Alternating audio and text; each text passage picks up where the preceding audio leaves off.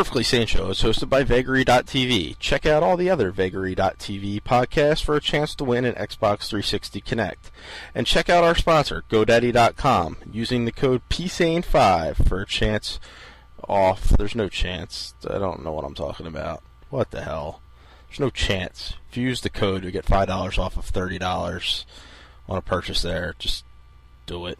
Give us a little bit of Chicago, Jeff. I'm in the hood, up to no good. That's not Chicago. No, not at all. Come on, give us a little bit of If You Leave Me Now. Oh, Chicago. I thought you wanted some fucking street shit. No, not at all. No, you don't know anything about it. That's a guy that's street shit.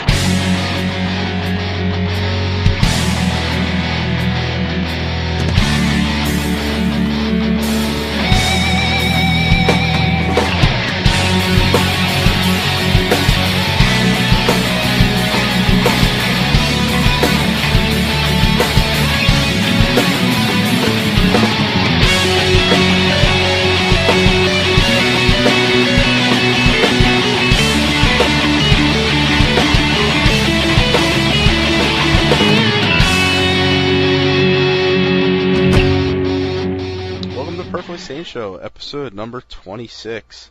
I am your Mr. Magoo. Yes, your usual host, Mr. Magoo. And we have a special guest this week, Miss Sara. Hello, guys. What's up? Welcome. It's great to be here. Yeah, here as in... Here as in Internet land. Yeah. World. My home. We found girl. Yes, and in addition to Sarah, we have the rest of the crew. Fozzie. Yo, yo. Tony. I guess I'm here. And Jeff. Or El Jefe. Girl, Hefe. So, Sarah, why don't you tell our listeners a little about yourself?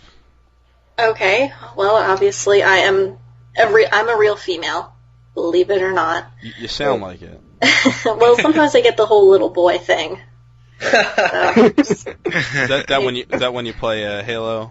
Mostly, yeah. I'm just debunking that myth right now, so no one's confused. I'm female.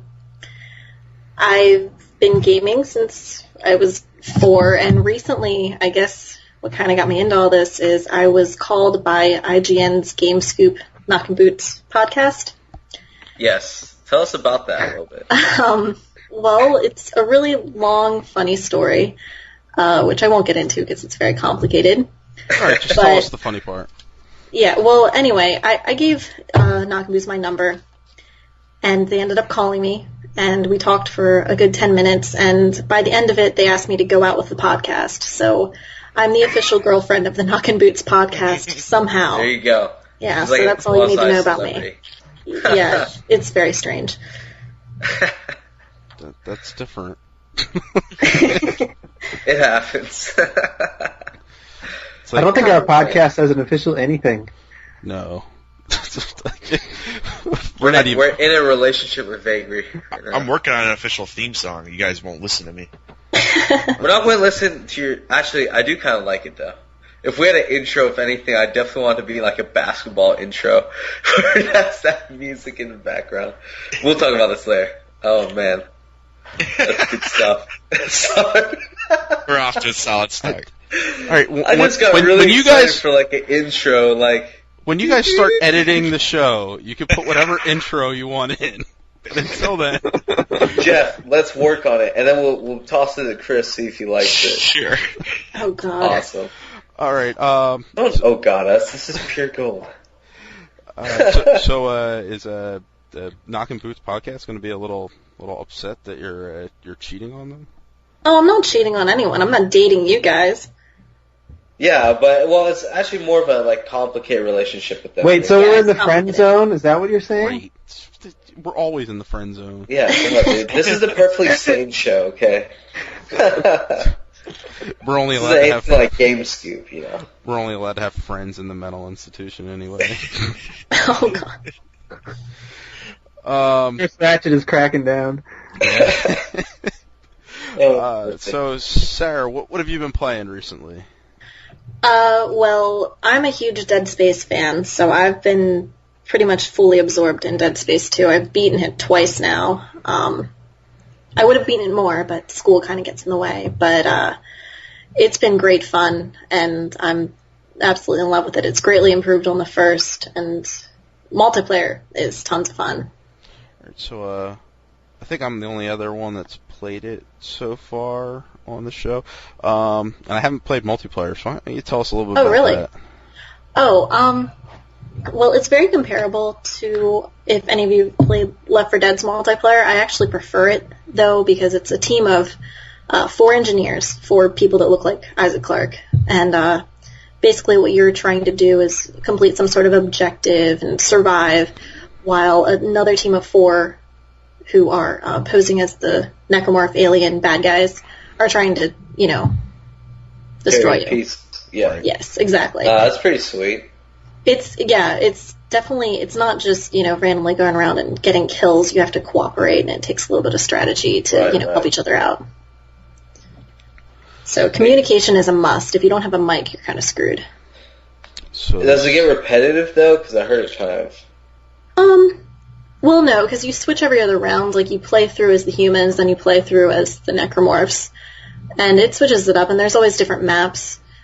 And you're always unlocking, as you rank up, you unlock new weapons and stuff like that. So it kind of switches up, and it's great fun. I mean, it hasn't really gotten repetitive for me yet. Like I said, I'm a super fan, though, so that might have something to do with it. But I haven't really heard that many complaints. So, obviously, since you need a mic, you're playing this on the 360. Yes, yeah. I'm playing. I actually own for both 360 and PS3, though. Wow. Yeah, well, I have friends who have either or, and I want to be able to play with everyone. So I got a little crazy and got a copy for both. That's awesome. I see what Now, you're saying. do you use smoke signals to talk with your friends on the PS3? Okay, funny, I actually haven't even played with any of my PS3 friends yet. Oh, shit. It's 'cause they can't communicate with you. It's probably for good reason. Yeah, You I haven't really considered how that's going to work out, but I'll figure something out. We'll get radios. We'll get radios. Get tin cans, Tin cans, yeah. Good old days. Classy stuff. So does the multiplayer actually add anything to the gameplay, though? Or, like, if you don't want to play the multiplayer, are you getting enough with Dead Space 2 single-player campaign? Oh, yeah, definitely. The single player on its own, it's great. I mean, it starts off from the get-go just really dramatic and intense and crazy, and you like survival horror and you like shooters and action, whatever, you're really gonna like it. It's a really solid single player mode, and like I said, I'm already playing through it. I'm on my 3rd playthrough. See, Jeff, you should get it. I want to get it. I'm going to get it when it's cheaper, though. I'm trying to save money. It's worth it. I believe you. I love the first one, so I have no doubt that it's amazing. I want to beat You the should first trade in all those crappy Wii games you have. Epic Mickey, get that. Epic Mickey. I'm not trading that. Are you kidding me? I liked Epic Mickey. See, she's with me on that. She backed me up on that. Would it be your game of the year? Epic Mickey? No, God, no. Okay, see that. Sarah, come on. We talked about this on Tiny Chat. You just got You're supposed to rocked. back me up. I think she lied to you, actually. Well, no, okay. She never Wii said game. game of the year. She It'd be just said Wii Game of the Year. Wii Game See? of the Year. See? But overall Game of the Year? Hell no. Because that belongs to Pac-Man. Well, let's pretend there was no Mass Effect, and there was no Red Dead Redemption, and there was no... Pac-Man. Alright, so let's erase all the actual games. That's right. Erase every other game last year. That's definitely game of the If year. Epic Mickey were the only game that came out last year, then yes, it was the Let's game just of- take the top 15 games out of the equation. It's got to be Epic Mickey then, right? I might still choose, like, the collector's edition of Chutes and Ladders or something. you got like Madden. See, you don't understand, sir. These guys have been giving me so much shit about Epic Mickey, and they haven't even played it. It's on my game IQ. I'll play it one day. It's like, I really, swear. who plays their Wii? That's true. I don't even know if mine It works. plays with his Wii. Sometimes. So you've been playing anything else, Sarah? Well, Halo Reach occasionally online. Kicked my ass on that. Sorry, Jeff. Wait, so you didn't see the skill that Jeff is always saying that he has? I pretty much destroyed him. I'm not gonna lie. Jeff might have just been having a bad night. I was. I stopped playing after like 3 rounds. I was like, man, I suck. Jeff, have we played yet? Together? Probably. Yeah, the other night when it was like 30 people playing at once. Yeah, That was badass. Yeah, dude. Yeah, so I finally got my packaging back from, Halo Reach, who was sipping pina coladas off of freaking, Cuba or something. And I've been getting rocked, though. I mean, I suck at the game so far. It's like getting right back into it because I haven't played it. I'm excited to try playing it. I know that we're going to play against the Teabag Radio, right? Yes, yeah, oh yeah. Start training for President's Day. So Get ready. I think I need to get in some more playing time in. Yeah. Everyone else is like a fucking general though. Shit. I'm a warrant officer. I'm far behind. I haven't played. I'm only a warrant officer grade 3 Foz. Well, warrant officer is the hardest one to get through. Really? Yeah. It needs the most amount of experience. Oh wow, that's retarded. Because I mean, my leveling has like completely stopped. Yeah. Once you hit captain, it's easy from there. Yeah, it moves up. Like I hit major last week, and I should hit major grade 2 like the next time I log on. Right. So I'm moving on up there.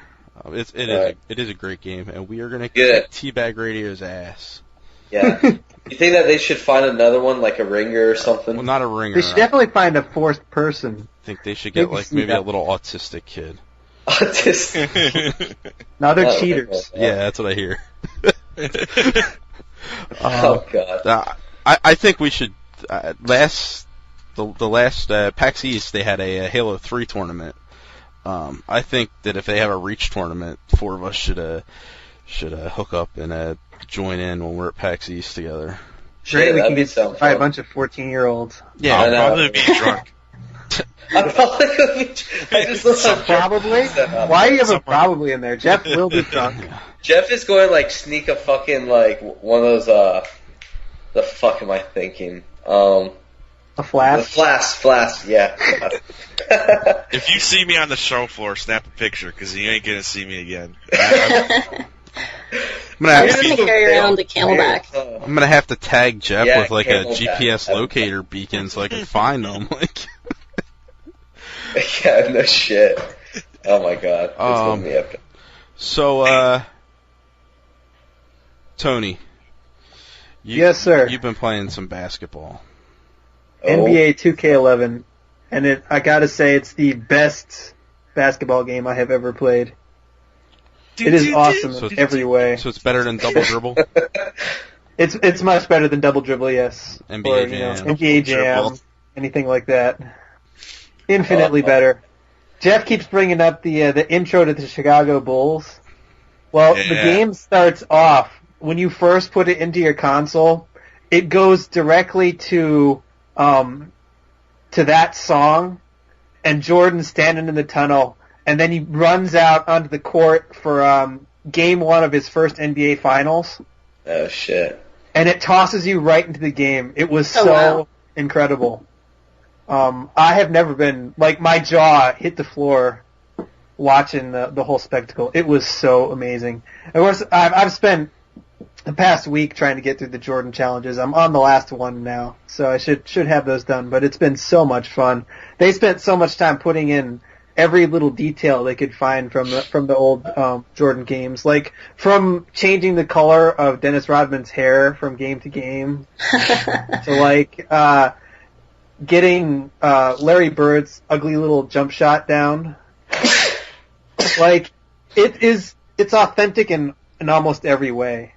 And I've had so much fun playing it. Cool. Have you played any of the multiplayer for it, or? I've actually played nothing but the Jordan Challenge. There's online multiplayer. There is Create a Player, which you can also take those players online. I mean, there's a full franchise mode. The Jordan Challenge mode, I mean, I put probably 10, 11 hours into it already. Of course, it offered an awful lot of content for a sports game. Shit. Yeah, I really want to get it too. I put that on my Gameplay, whatever the status list things are. It's only $40 on Amazon right now. Is it? Yeah, having actually tried it, I say that's a must-buy. Now here's my question. I want to try it out first, though. Yeah. Is there a Space Jam mode? Well, you could, if you wanted to, you could turn up all the sliders so you can dunk from everywhere and shoot 3-point half court. They have sliders like that? But can you dunk with Bugs Bunny and Marvin the Martian? Yeah, exactly. Can I play as Bugs Bunny? I don't think you Fuck can. that. I want to be a Monstar.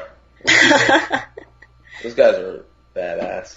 I guess everybody I could just knows play. Michael Jordan was the best player on that team anyway, so... And you Space can't Jam play. was great. Yeah, Bill Murray in it. It's fucking hilarious. It totally ragged on his baseball career. Oh, yeah. Who, Jordan? Him and his 213 batting average or whatever the hell it was. Right. Yeah. Oh, well. So you play anything else, Tony? That was pretty much it.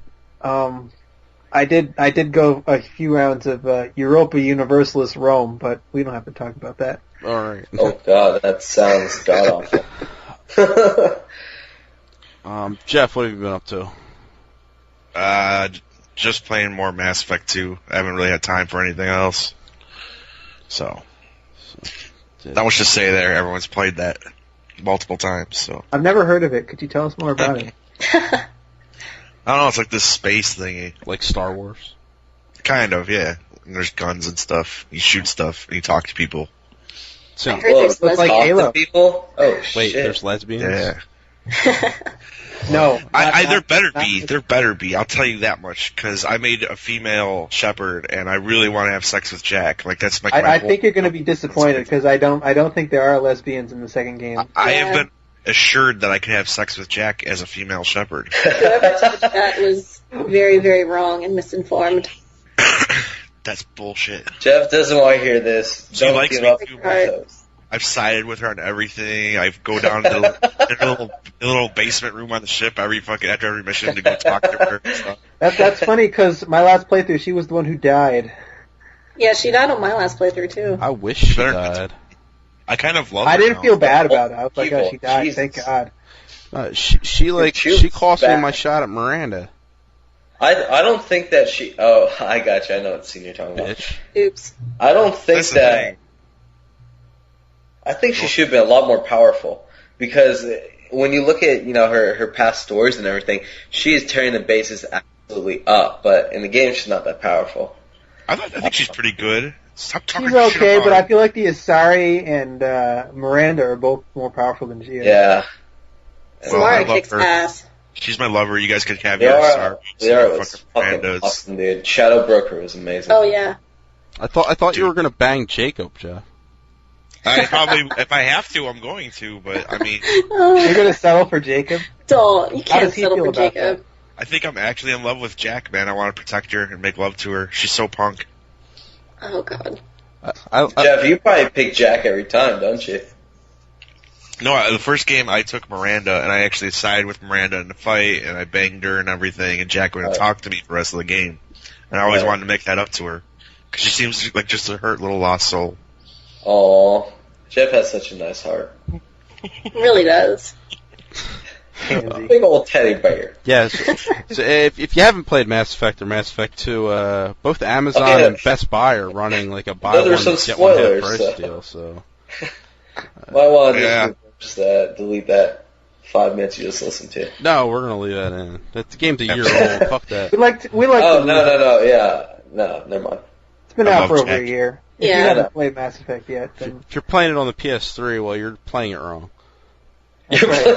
Thank you. Thank you. You need to import your But- save but- first game. And Chris, it has Mass Effect 3 graphics. I don't care. Yeah, right. Bullshit. I heard Ryan from Feedback say it's not good. No, they just had a side-by-side thing on, like, Game Trailers does that all the time. Mm-hmm. And I couldn't tell a difference. I looked everywhere, every little stitch, and they're like, oh, the shading's so much better. I was like, what the fuck are you looking at? I see no difference. If I can't tell the difference, if somebody here. else is telling me that there's a difference, then it doesn't actually matter what they're saying. Yeah, exactly, so. Whatever. So, I'm happy with the Xbox one. But a game that you do play properly on the PS3 is Killzone 3, and I've been playing a little bit of the beta for that, multiplayer beta. When it works, which is about 40% of the time at this point. It's pretty good. They changed the controls around a bit. It's not so sluggish. Kind of controls a little more like Call of Duty, which I'm not entirely sure I enjoy that or not. But it's still solid multiplayer game. It's if you're not a Call of Duty fan and you're looking for a PS3 multiplayer shooter, it's probably your best bet at this point. It's fun. I suck at it a lot. I was really bad at the second one, and I'm pretty bad at this one too. But I like playing they have that objective-based mode where it really quickly goes through like the different objectives. I like the objective base in the second one too. Yeah. Those are fun. Yeah, and it's like so you don't always have to be trying to kill somebody all the time. Like you can be going to like lay a bomb in one area or. I like the assassination ones where you have to protect one dude and like everyone's coming after him. It's fun especially when you're the target, dude. Like hiding in a corner, hoping your team pulls it out. You're just like crouched, and then you got like 5 guys fucking just right there, armed to the teeth. And they've I don't know how much of the second one you guys played, but the level progression in that kind of sucked. Yeah, definitely. You had to like play so much. I'd have to agree. Yeah, you had to play so much to get to a level, and that's how you unlocked your classes, and it never felt like you were really making a choice in how you wanted to play. So now, every time you level up, you get points to use to level up your different classes. You have all the classes available from the get-go, and there's different weapons for each class, kind of like Battlefield style. And like you can put 2 points into a new gun, or you can put like a point into getting a turret for your engineer. It works a whole lot better. It's more rewarding. It makes you want to play it more. So I'm looking forward to when that finally actually releases in a couple weeks. Now, did it have a single player mode? No, right now it's just the multiplayer beta. Just multiplayer. Gotcha. Okay. Cool. For the beta, right? Yeah. It's just a multiplayer beta at this point, which is really just a multiplayer demo. Like I don't know why they're calling it a beta, but it comes out February 22nd, I believe. So. Oh man, that game's. I believe that's correct. Same day as Bulletstorm. Yeah, that's going to be a interesting day. I would definitely take Killzone though. Well, yeah, if you only can play one, Killzone is probably the better of the two titles. But if you only have a 360, Bulletstorm's kind of your only option. So. Exactly. So. I'm curious to see how the move controls are for Killzone. Yeah, I don't have a move, so I don't either yet. Move compatible? It is move compatible. It is. Yeah, I don't have it either, so I can tell you. It'll probably be just like the Wii. Really? I would imagine it'd be like the Wii. Yeah, I just don't know if I'd want to play like a multiplayer shooter that way. Like maybe. Yeah, I don't think I'd prefer it, but I'm just curious to see how they made it work. Yeah, maybe like single player wise, it'd probably be fine. But. If you're playing multiplayer, will they mix it up so that like when you're playing, it'll be some people are playing with Move controllers and some people are using a standard DualShock, or like, you know what I mean? Like how will they do that? That would be very fair. Yeah, it would be interesting to see who's better, like, because they do that in like Mario Kart. They'll show like who's playing with what, Right. There was actually I don't know if you guys remember, it was about 3 or 4 years ago, game on the Xbox 360 called Shadowrun.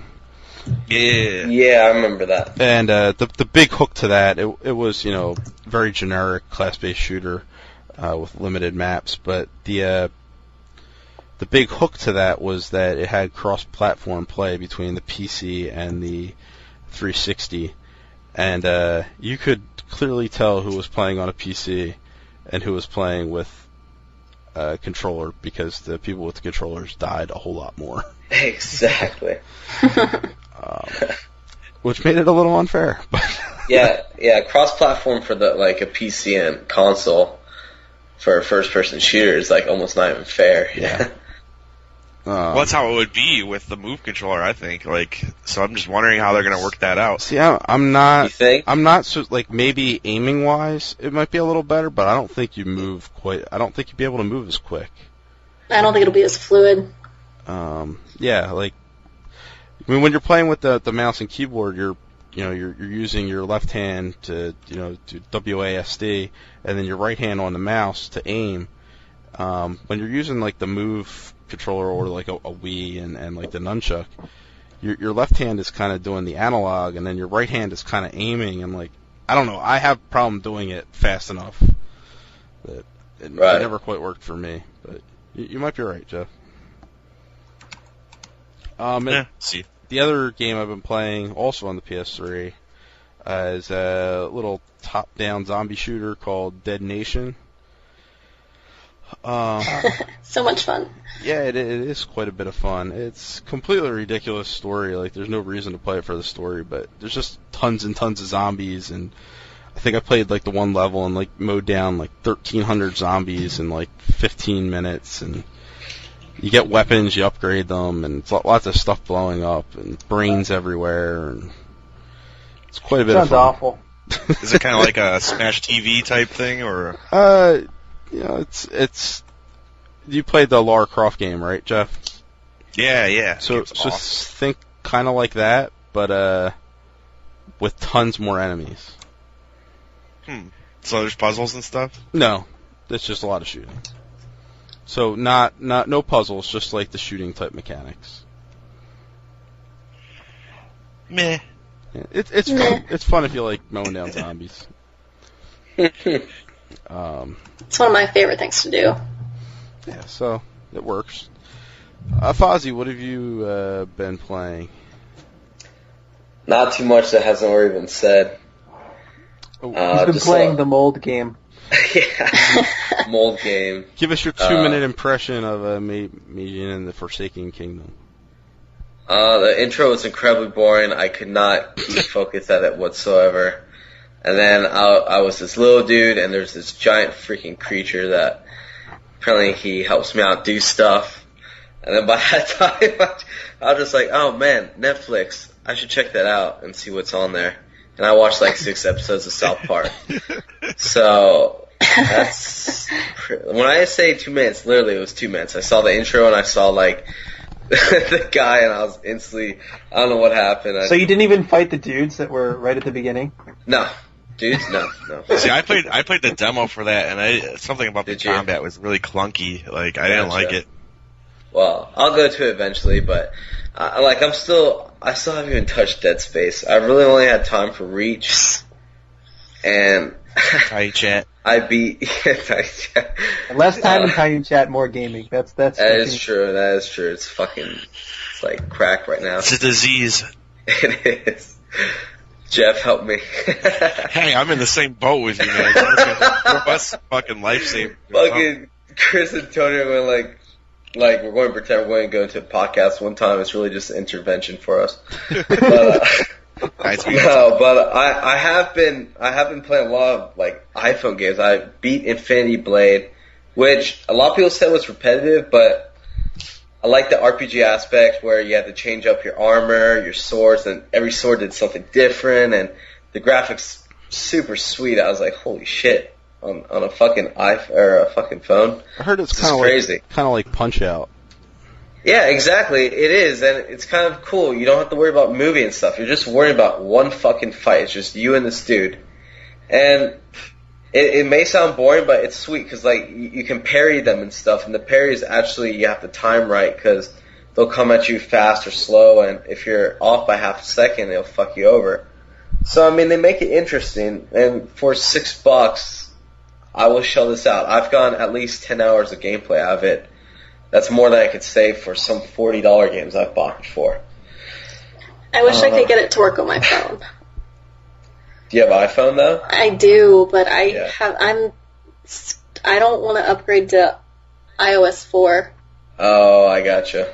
Because it sucks, and I have to. Yes. It is amazing, though. It's well worth it. Besides that, I also beat Game Dev Story. And that game was a lot of fun, but towards the end it kind of sucks. By the time you get to year 13... No, seriously. I mean, the first 10 years, which is a good 6 or 7 hours, it's amazing, but by year 13, you're making an award-winning... Like, it doesn't matter what category or what, like, you know, two things you use to mix and match. You're going to get, like, a Hall of Fame game is what they call it.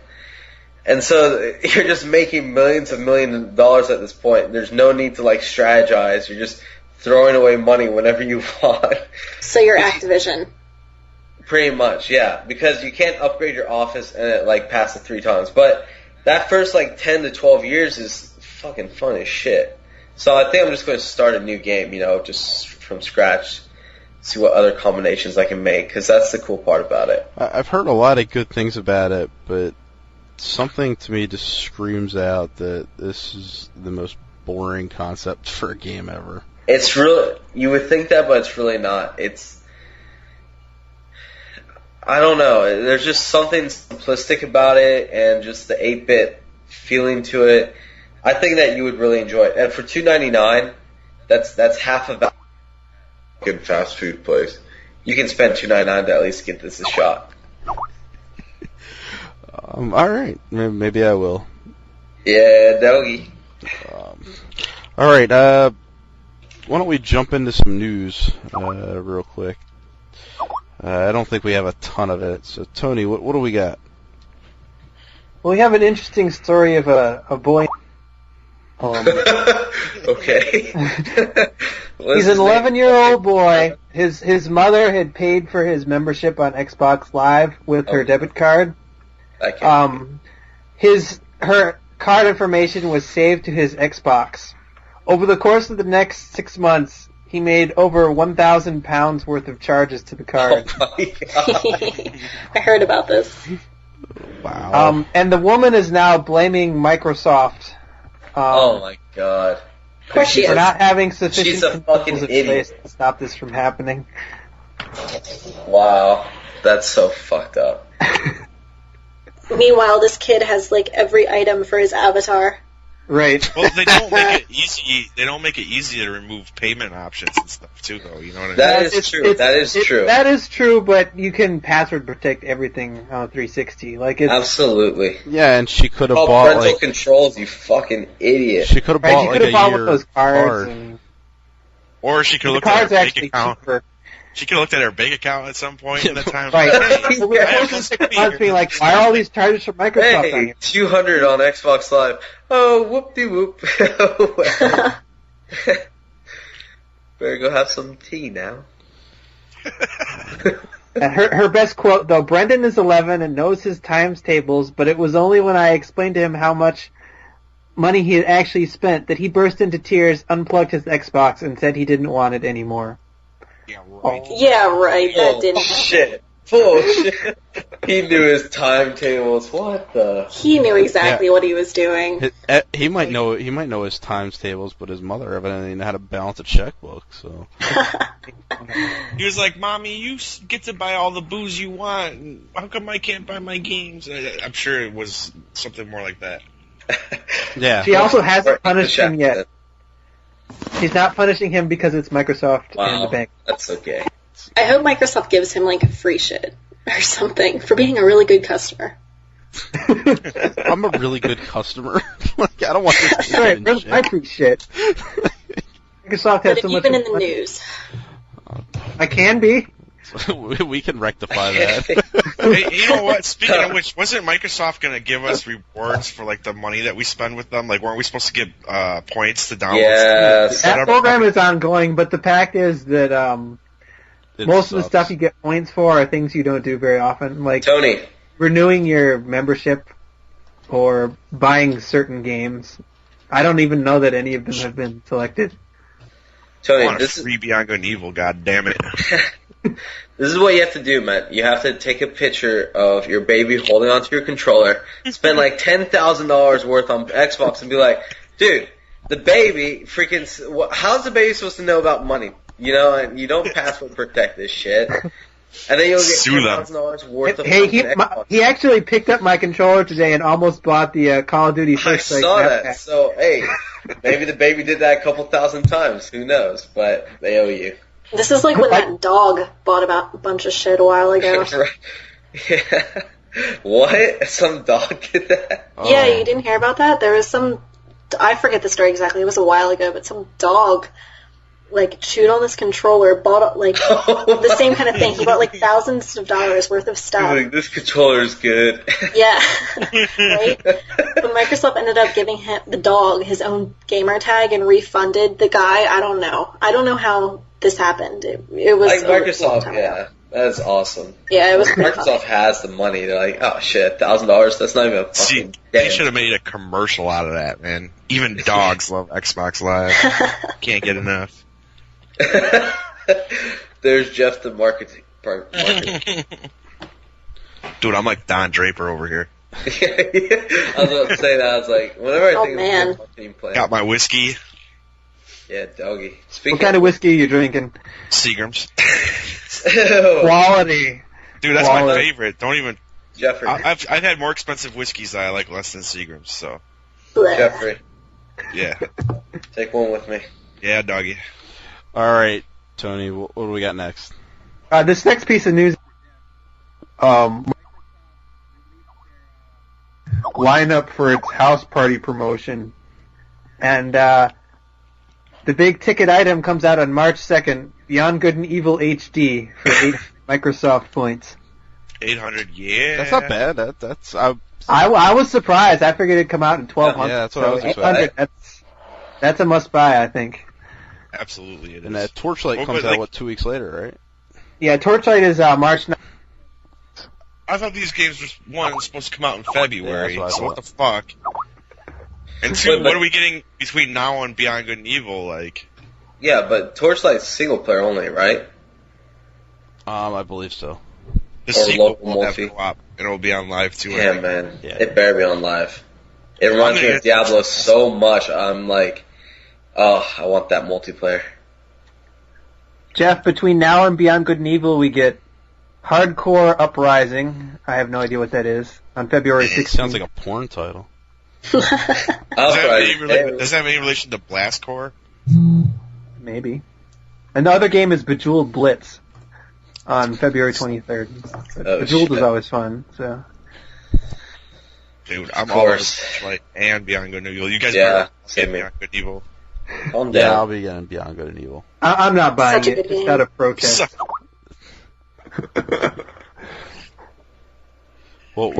We'll have to maybe we'll get a couple codes and we'll give them away on the show. Oh, yeah, give me one. Oh boy. Jeff scored right in. See, I Hey wrote guys, a long time listener, first time writer. My name is Jeff, and I live in Chicago. Beyond Good and Evil is a great game, although not as great as Epic Mickey.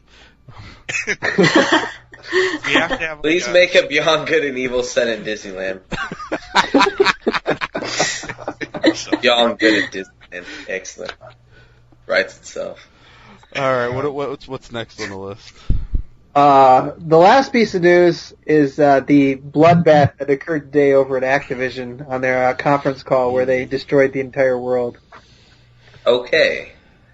Oh, I gotcha. Yeah, a ton of news came out of this, mostly bad news. We'll go with the most obvious one is that Tony Hawk is indefinitely on hold. I'm sure you guys were all waiting for the next Tony Hawk game. Well, Damn. if they were going to go back to making a real Tony Hawk game, but that's a separate issue. True Crime Hong Kong didn't meet quality standards and was canceled. Wow. Which one went? I bet you that thing was done too, you know? Right. I had seen a little bit of it and it looked pretty good. Like, yeah, the gameplay trailer it didn't look bad necessarily. It looked like True Crime, you know? Yeah, exactly. Was it what you thought you'd get? Apparently, they didn't think it was going to be good enough for Activision, which is saying a lot. I mean, yes. Oh, Activision. given some of the crap they've thrown out. So they're not going to release it, huh? Nope, not at all. wow, put all that development money into it, and It was supposed to come out last September. I mean, I bet you it had to be done. Oh, I'd be so pissed if I worked on it. Right. well, Chris will be sad about this next part. DJ Hero has been discontinued, so that's a shame. That was a fun game. Yeah. Oh, I'm not even a fan of music games. That makes me a little sad. Dude, DJ Hero fucking kicked ass, man. Yeah, but nobody bought it. It was like I know. me I know. and like 2 other people. Right. By then, I think everyone was just so over, music genre. So. Speaking of the music genre, the biggest piece of news from the call, Okay. there is no 2011 Guitar Hero, and the Guitar Hero brand and business unit are being disbanded. Yeah! Bum, bum, bum. Well, they had put like a ton of money into making like the Guitar Hero unit. They actually disbanded Red Octane, who came up with the Guitar Hero franchise with Harmonix. They disbanded them 2 years ago, I guess. And the writing's kind of been on the wall. I have a feeling that Guitar Hero itself isn't done, but we won't see another one for, probably a few years. Good. Yeah, I think the market's oversaturated at this point. And every Rock Band is always the first thing everyone thinks of anyway. I mean, even like the casual people, they're like, oh, let's all go play Rock Band together. It's never about Guitar Hero. I mean, it used to be, but times have changed. Yeah, but even then, like, Guitar Hero still would still sell better than Rock Band, which was so weird. Like, yeah, it's very weird. I think of Guitar Hero first, but I don't. I do too. The last music game I bought, swear to God, was Guitar Hero 3. I do not care for that shit. Guitar Hero 3 was great, though. And besides Metallica, there wasn't too many I was really fond of.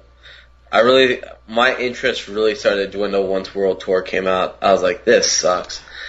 And then Guitar Hero 5 wasn't that much better, and then I didn't even think about picking up. I thought 5 was actually pretty good. The good songs were fucking phenomenal. But they got away from, like, World Tour was way too much like Rock Band. And 5 got away from that. They were like, we're going to make this a game again. It's all about getting, like, tons of stars and unlocking shit. And but, yeah, the formula just kind of gets a little tired. It did. See, I wonder how much... Go ahead. Oh, I was just going to say my favorite was 2 because of Freebird. All because of Freebird. That was it. Skinner. I just wonder how much blame Activision takes for... killing the it, demise. Running it into the ground. Yeah. Because they are the reason that the music industry the music genre is pretty much done. Yeah. Well, there may have been an underlying factor which wasn't talked about a whole lot, which was how much pressure the licensing fees and royalties put on them to actually make a lot of sales. That's true. Yeah, but if you look at Rock Band, like, they've made a quality release, and it was 1 or 2 a year at most. Like, look at Beatles Rock Band, you could tell they put a lot of work into that, and it was well done. It's just, Guitar Hero, they're just shitting out, like, Country Track Pack Volume 2, here you go. Enjoy, like. Actually, that's Rock Band who does that. They release. They did the track packs? They released the retail track packs. Well, I mean, some of the Guitar Hero games were basically track packs and shit. Like they should have been. Van Halen, which was they were. Oh my God, Van Halen! They gave Van Halen away for free. Aerosmith wasn't that much better. There's not too many songs I want to play by Aerosmith. And I still got that. And the ones you want to play on Aerosmith weren't on that game. Exactly. It made no sense. Metallica was great, though. I think that was the best off-spin out of the numbered ones.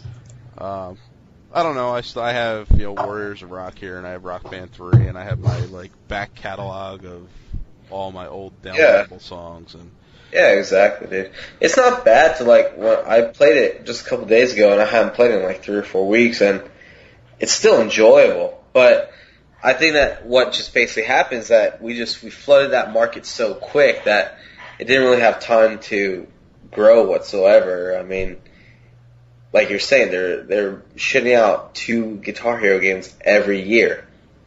Sooner or later, you're going to run out of enough songs to keep you interested. At least 2. It was 2 years ago. They released, I think, 2 DS games. Yeah. And 3 or 4 core games. That was when Metallica came out, Smash Hits came out. Smash Hits, yeah. Guitar Hero 5. It was Band Hero. It was ridiculous that year. Overkill. Yeah. At that point, you're competing with yourself. You've got so many products on the market. You kill the price of the stuff that's already on the market. Exactly. Which now is so cheap that people are buying that instead of the stuff you just released. Yep. I just wish somebody would buy these plastic instruments. I got so many of these goddamn plastic instruments lying around. I wish somebody would buy them back. That's why I don't play music games. I have nothing lying around. It's wonderful. Do you want 3 or 4 guitars? A drum kit? No, I'm okay. You sure? You just giving them away. Do you want a turntable? My wife about any gaming purchases I ever make, as long as I never buy any music games or play any MMOs. Those are the 2 rules. MMOs. Other than that, I can do whatever I want. That's a pretty good deal, I guess. You're not missing too much out of those. Yeah, she's a smart lady. Yeah. She's like, I don't look that like can an idiot. consume your life. Yeah. So, what else came out of that Activision press? There were a bunch of layoffs. Let go of about 7% of their total workforce. So around 500 people. Wow. Damn, that sucks. Yeah. I heard probably from Neversoft and Vicarious Visions. Yeah, Neversoft is going to get the big hit, obviously, as the main producer. Well, for Tony Hawk, right? But they're no longer on Tony Hawk. They were strictly Guitar Hero. Oh, shit. Vicarious Visions was also a Guitar Hero. And Freestyle Games, I think is the other one. Freestyle game, what? The ones that did DJ Hero. Right. They got hit a bit, so. Oh, true. Yeah, makes sense. So on their competitor in the music industry, Harmonix, there's a news story about them, right? Also hit by layoffs. Yeah. So. They only have about 40 people working for them, so layoffs at their company, that's a big deal. Yeah, it is. But you got to figure they have to be a long way from a new product if that's how small their workforce is. Right. That's a good point. That can be good though. That's not a bad thought. Well, I mean, if you have that little group and they're just focused on DLC and that sort of thing, maybe they could make it work. Maybe we could just go back to listening to music like fucking normal people. Shut it, Jeff. No one wants to hear it. Come on, Jeff. We know you like to sing karaoke. I do a little bit. I think you would do something for us right now if we asked you. Def Jam Rap Star, baby. Come on, rap for us. Jam Rap Star. I could see Jeff with that. Give us a little bit of Chicago, Jeff. I'm in the hood, up to no good. That's not Chicago. No, not at all. Come on, give us a little bit of If You Leave Me Now. Oh, Chicago. I thought you wanted some fucking street shit. No, not at all. No, you don't know anything about it. That's a guy that's street shit. You do like my fucking rapping. If you leave me now, you take away the biggest part of me. Ooh. Ooh, baby, please don't go. Oh, this is too much. Fozzie, why did you not join in, you son of a I did join in at the end. Oh, I didn't hear it. I think you should do it again. That was Fozzie's silent harmony. Come on. All right. What's next? That's all I had for news. So. Alrighty. We're gonna take a quick break, and when we come back, I think we all have a topic, and If you leave, I don't know if I do. See, Jeff might not have a topic, but if he doesn't, Oh, dude, we didn't You do can the just news sing. thing. We didn't do the news thing. the news is over. We don't need it anymore. Well, that's the goodbye news thing now. stop lagging, Fozzie. Am I lagging? No. Oh, no. Damn it! Shut up. All right, we'll be back. All right, so we're back. We all picked out a topic to talk about, and I'll throw it over to Sarah for the first one. Okay. What I wanted to talk about today was, is 3D technology the new frontier? Because obviously Nintendo's taking a new step here with 3DS, and they were the first one to really get into the motion control. So I was just, kind of tossing around in my head wondering if, since they were the first ones to do motion control, and everyone kind of followed their lead, if they were going to do the same with the 3D technology. And, personally, I think it would be pretty badass if Microsoft especially went in that direction. I would, personally, I love the Kinect. As gimmicky and silly as it is sometimes, I think Microsoft has a lot going for it there. For me, they definitely won the motion control race. So I would love to see them implement 3D somehow.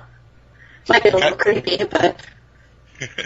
Can I respond to this first? Sure. Yes, No. Jeff, you can respond first. It really seems like the whole entertainment industry is really trying to shove 3D down our throats. Like, they're just, trying to create demand for it. But the one problem with, say, Kinect doing it or something, it's dependent on you having the right TV to make it work, which most people don't right now. So, and honestly, to me, 3D, it's only worked when I've gone to theme parks where they built an entire multi-million-dollar attraction around that 3D experience.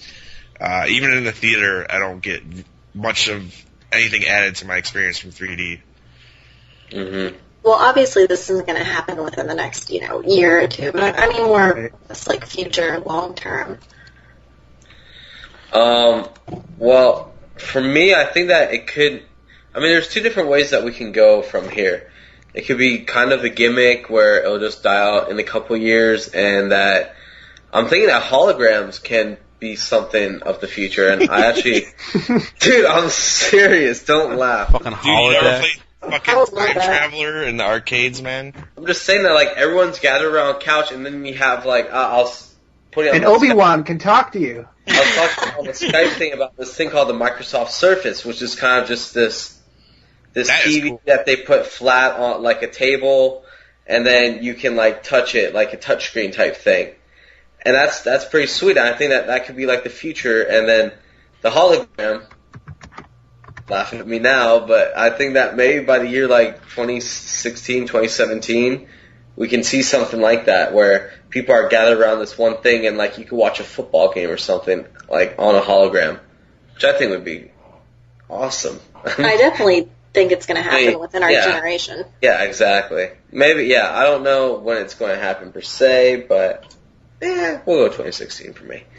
But until then, I think that, 3D, I think for 3D to really take off, they need to remove the glasses, because, that's just, I don't like that whatsoever. And I think that's really their only turn off, just having to wear those. I think So. 3D is a short-term gimmick that's just going to keep popping up. It gets better and better, but I honestly think the technology Kinect is the future of interactive entertainment. So you're thinking more motion than just watching in 3D. Well, not just motion, but just using your body, using your voice, and I think eventually you'll be able to control stuff with your brain, be able to control. Oh yeah, no, things. absolutely. Yeah, they've already kind of done that, just in very minuscule things. But No, they have. I've seen a thing on 60 Minutes where a lady was moving a cursor with her brain, on a screen. How I don't cool know is how, that? but yeah. Fucking. I terrible. can't wait. We're going to become so lazy as humans. Everything just Like the people it's in going to be Wall-E. just like in Wall-E. Yeah, exactly. We're just on our seats, just driving around. I basically already am, but Oh, Jeff, awesome. Personally, I don't think 3D is going to be that next big thing. 3D TVs are not selling all that well. And I mean, granted, they're still kind of cost prohibitive. Yeah, but expensive. It's also 3D doesn't work for everybody. There is a segment of the population where they just don't get any effect out of it. So paying extra for it, or not, like if you don't get anything out of it and all you're seeing is like blurred images, it's kind of a waste of money. Plus, on top of that, like I mean, as Fozzie, you said that once they get rid of the glasses, it kind of makes it a little easier for everybody. But like people that wear glasses or contacts, like I do, rumors are that like looking at the 3DS, like you can actually get a headache from focusing on it. If you're wearing contacts, and like something that's going to cause me pain, I'm not really into that. So yeah, I'm gonna test that out at PAX because I'm blind as a bat without my glasses or contacts. Yeah. So I just hopefully I'll get enough time. I just heard this week on the Giant Bombcast, Brad Shoemaker and Vinny Caravella were both talking about their experience last week at the 3DS event, and they both said that it's hard to focus if you move your eyes off of it and like look to the other screen. You'll start to get a headache because your eye is like starting to strain.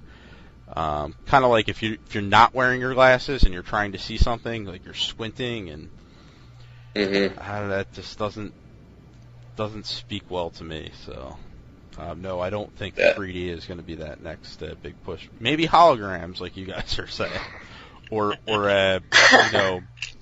telekinesis, as Jeff is a. I can only imagine once they start like making sex games with holograms. Nice. I will lose all faith in humanity when that happens. I have some sex games we can. Jeff has already signed up. I think he's in the Hey, Jeff, little scallywag. Jeff, did you ever see the Schwarzenegger movie, The Sixth Day? Yeah, that movie was awesome, dude. Is that the cloning one? Yeah, there's like. Oh, yeah. I think there's a scene in it though where the guy is like. He has like this brain thing, and like the virtual chick shows up at his house, and he's like getting it on with the hologram. One day, I guarantee you, there's gonna be shit like that. Guaranteed. Oh, for sure. Also, The 6 Day is awesome. It is. This is pretty good. All right, so Tony, what do you say about 3D? I just wish they would master 2D first. Like, where's my photorealism? Like.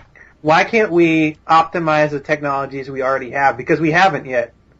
Like, there's still untapped potential in some of these 2D spaces. And I think focusing on those first instead of spending all this money for a technology that's only marketable at this point in time to a really small portion of the population is wasting time and wasting a lot of energy. Yeah, and I don't know if you guys have noticed, like, if you keep an eye on the box office numbers for movies, but like, unless you are a, like, really big blockbuster 3D movie, like, 3D sales are not pushing the industry at all. Like, Sanctum, which just opened. Now, granted, it's a terrible movie, but it was one of the worst openings for a 3D movie in recent time, so. I think that you're right where it's saying that we're kind of getting forced into it. We are. Like, because I really enjoy IMAX, but the fact that everything is now 3D IMAX, I don't get a fucking choice because of it. Oh, it's really frustrating. I want to see Tron, but for a movie like Tron, you want to see it in, like, IMAX. You want to get that visual awesomeness. Exactly. But not and that sound. 3D. But I don't want, I mean, the 3D wasn't that cool, you know? I mean, it just felt, like you said, gimmicky. Like, when someone throws a glass at you or something, yeah, of course it's going to look 3D to you. That's, but it feels like they just added that in just to get their extra $5 out of me. And I don't want that. I just want to watch a movie in IMAX with awesome sound and awesome fucking video. And if 3D was something that people really wanted, I think it would have caught on by now. Like, look what happened with the Wii. When that came out with the motion controls, that was on fire right away, you know? Like, exactly. We've been pushing this 3D thing now for over a year, and everyone's just like, yeah, it's okay, sometimes, whatever. Right. I think 3DS is going to be the litmus test, because I'm excited about that, but that's just one device I'm excited about. I'm not excited about 3D in general. Yeah. All right. Tony, what's your topic? I've been playing a lot, as we mentioned in the game segment, a lot of NBA 2K11, and it's got me thinking about some other sports games and how they could really improve their presentation style. Specifically Madden. I am a Maddenite from way back, and I love the new Madden. Did you say Maddenite? Yes. What's wrong with Maddenite? It's not like a... Go ahead.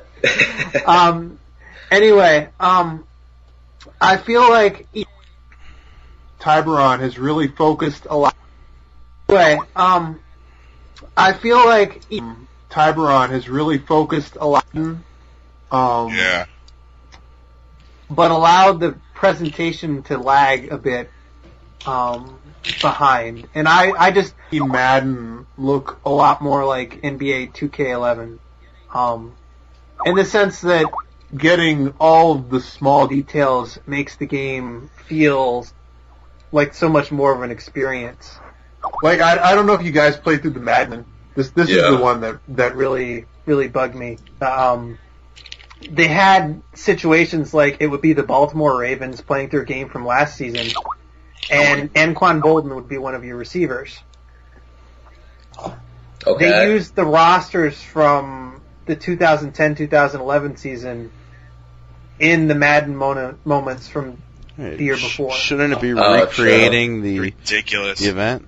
Right, it's supposed to recreate the big situations that occurred last season, except you can't. I mean, you'd have situations where your quarterback was out for the game, and that's why the backup made this huge play. Except since it used the roster from this season, that player might not even be on the team anymore. That's bullshit. Right. So, I mean, they didn't really focus on any sort of details like that at all.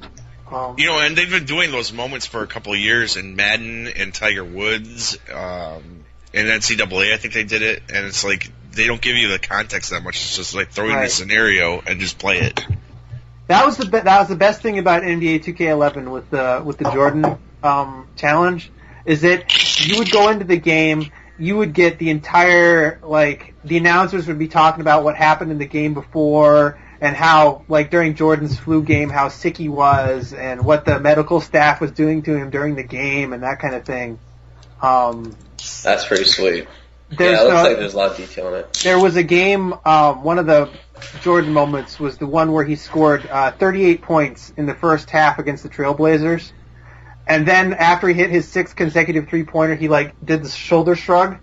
And they actually had the shoulder shrug on the court while the game was going on. Yeah. It's like, that kind of thing would, like, it could take Madden to the next level. And Yeah. No, I agree. mean, the thing is that Madden on its own without that is still a really, really decent game. But in order to be considered this upper echelon, amazing AAA title, like, it has to do this. And they have Exactly. And NBA 2K11 was a unique sports game in the fact that people actually consider it a game of the year. And for a sports game to be considered a game of the year, it has to be more than exceptional. It has to be, like, one of the greatest ones out there. So I think that because you feel like with sports games that they kind of grind it out, it's once a year type thing, you know, they don't pay any attention to it. But this game actually got that attention because it was that detailed. And, you know, you're as big as a sports fan as I am, Tony, and you know the one thing that you look for in sports, the reason that makes it so great is the passion in it. And to be honest, with a lot of these sports games, you don't see it. You just see these stale faces on these animations, on these characters. You don't see that passion that they have for the game. Well, yeah, And there's I think no... that- Go ahead. Well, I was just going to say, and when you see that shoulder shrug, when you see, like, him doing the lip thing or the tongue thing and they have shit. the tongue. Like when you go up for a dunk, he's sticking his tongue out. And that's what makes it memorable. The fact that they have that type of stuff makes it memorable. It's him. But when you have something stale, if they didn't have that shoulder shrug or the tongue thing, you wouldn't think that's Jordan. But the fact that they have that extra stuff in there, that little extra, it pushes it over to make it great. Yeah, I don't understand why EA doesn't do that with Madden, because I used to work at a game store, and the Madden release, I would have to call the people who pre-ordered it and remind them that we were going to have a midnight release, and everyone always showed up. It was always a huge, huge event, and I worked at a small game store. Right. And they know it's going to sell. They have to know it's going to sell. It sells every year, so I don't understand why they don't just step it up, go the extra mile. Well, that's why. Kind of answers they have no competition. Yeah, exactly. Yeah. I mean, I can put out the same game. The fact that they're just getting barely by, it's like the Guitar Hero fucking games, except this doesn't fade. Madden players never fades from, I mean, I buy it every year. I don't even think about it. Exactly. Madden's coming out. I have it pre-ordered. Dude, there are people that just buy Madden every year, and they're that's why extremely loyal to the series. My best friend, that's the only game he plays. Yeah, me too. Madden. I worked 2 midnight releases, and it was pretty much the same people each time. And it is the same people. And, you can get frustrated with them all you want, but, I mean, the truth is that, that game sells. It doesn't matter what they put in there, what they put out. As long as your team's in there with their players, they will buy that game. And I think when it comes to football, I always thought the Madden games were better, gameplay-wise. They are. I think at this point, though, they've perfected the gameplay. They need to stop tinkering with that every year. Exactly. Don't add any features. Don't remove any features. Just change the roster presentation. And work on presentation. It's kind of sad that we're still chasing ESPN 2K5 when it comes to presentation with the Madden. Exactly. 2K5 with Chris Berman, the halftime show was fucking amazing. You would see the replays and it... Even though the game wasn't as fun to play as Madden, it was more fun to play because of that, I thought. I like the first-person mode, too. That was so much fun. You would, get in, the pregame and stuff, and you're all huddled up and shit. Presentation-wise, it was light years ahead of Madden. And it still is. That's 7 years ago on PS2. It was on an Xbox. It wasn't even on this generation. The stuff that they could do now, that's why I got out of a lot of sports games, because until they do that, I don't care anymore. I could go play Madden 08 and I get the same experience. I don't care. I don't care about the rosters, whatever. Until you make it until you bring in the human element of sports, I don't care anymore. Yeah, exactly. That's what I'm saying. That's what makes 2K11 so great, and such a potential for Game of the Year. Alrighty, I think we've exhausted the hell out of that. Yeah. My topic is it's how player investment in an environment keeps us coming back for more. So basically, if you get invested in something like, say, Hyrule for Zelda, you want to go back and play in that world, and sometimes maybe we're neglecting new IPs because of that, because we want to stay in something that's familiar. We enjoy where we are in there. I bring us up mostly because I read a couple posts this week on the IGN blogs, basically saying that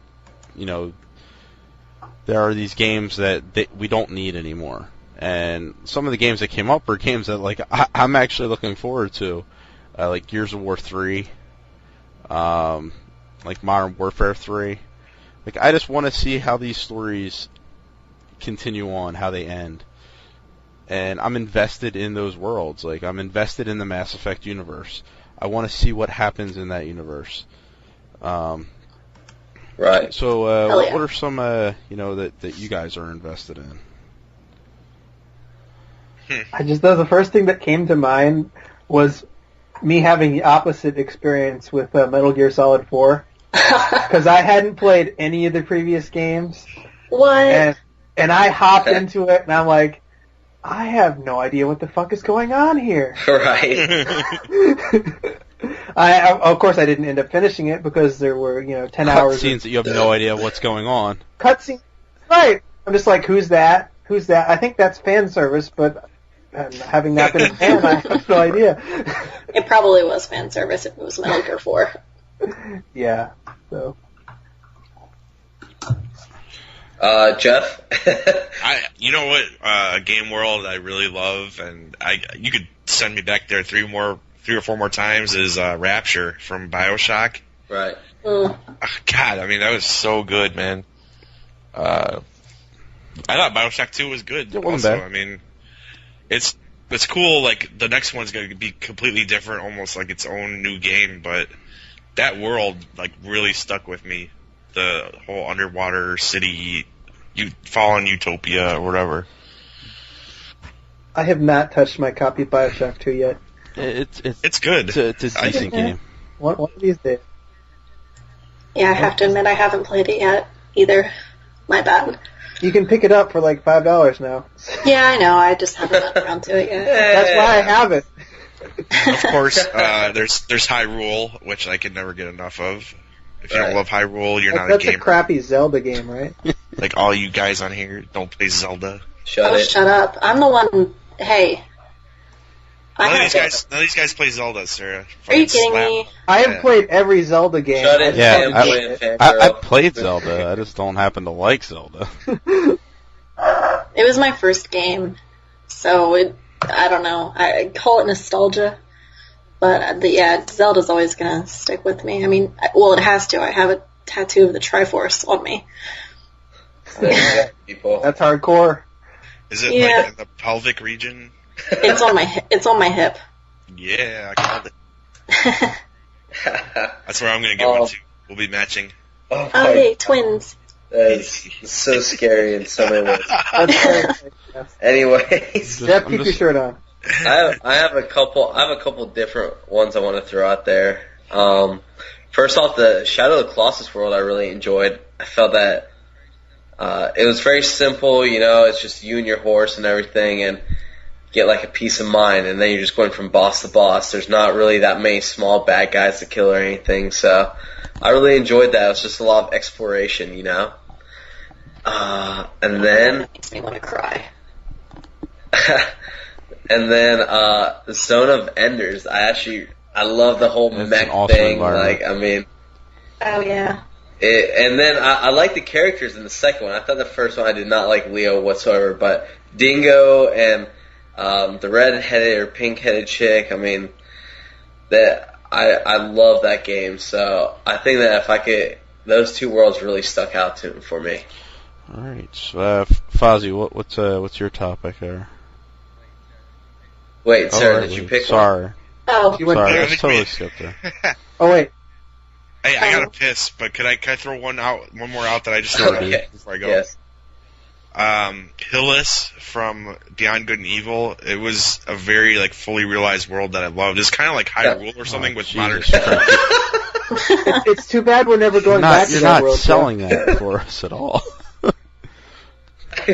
So it's kind of like Hyrule. It's kind of with awesome. modern technology. Modern technology. And it had it had a government. I hate It had a government. It had a police force. It had a media. It was a real world. So it's nothing like Hyrule. I don't trust Jeff's games anymore. It looks like an adventure. No, guys. Except if you whack up and hit a plant, Awesome. a coin jumps out.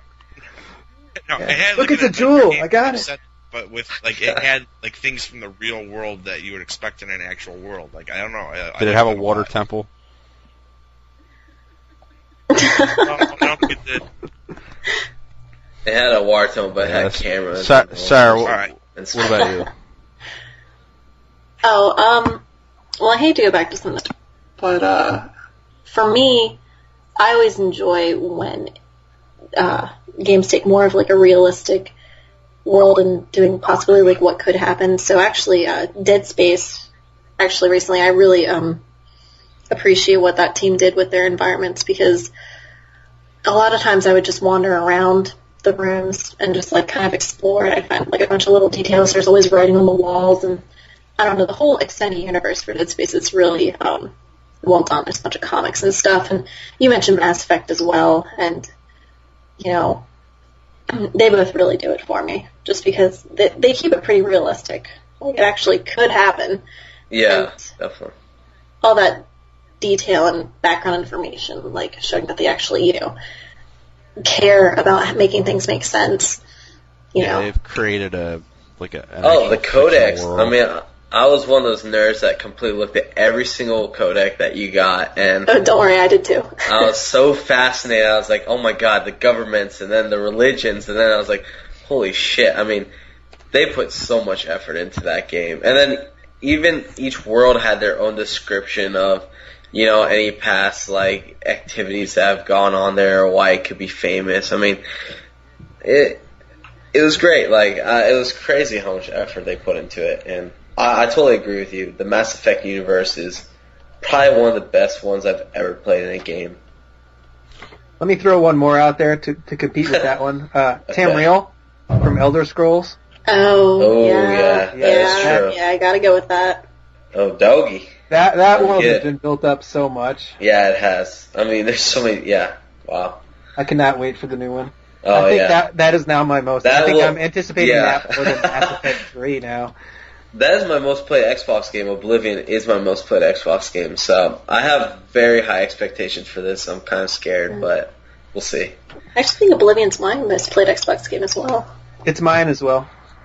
Oh, from 06 to 09, that's it. That's all I played. Oh, it was the first 360 game I ever got. Yes, it was one of the first ones, probably one or first or second. It was great. I played it for It was my second one behind Spider-Man 3, which was a mistake. Big mistake. I was like, no, I love Spider-Man 2. Look, it's Spider-Man 3. This game's going to be awesome. And it was awful. Did you go see the movie Thanks, first? You Activision. should have gone to see the movie first. And you were like, this is going to be awful. But it has emo Tobey Maguire, so it was awesome. Don't even talk about that. But he's emo. It's so horrible. Did the game have emo Tobey Maguire? I don't think Was the there a game dance actually scene? his personality didn't come through at all. Did you dance on tables? Was there a rhythm section? Were you shepherd dancing halfway through the game? What's going on here? All right, Fozzie, Sure. what's your topic? Yes. Well, my topic was going to be about just how, for E3 and stuff, how official and big it's become. Should it only be access to certain websites that hold a major media appeal, that own a good share of online, whatnot, like IGN, Kotaku, Destructoid, something like that, GameSpot, and what have you. Because basically, I first thought about this because someone tweeted on my Twitter earlier today that he thinks that anyone that's unpaid and writes and gets a media pass for E3 should not be allowed to.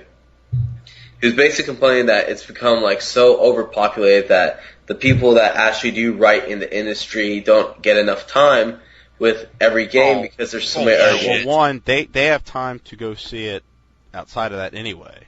Yes. They get to go.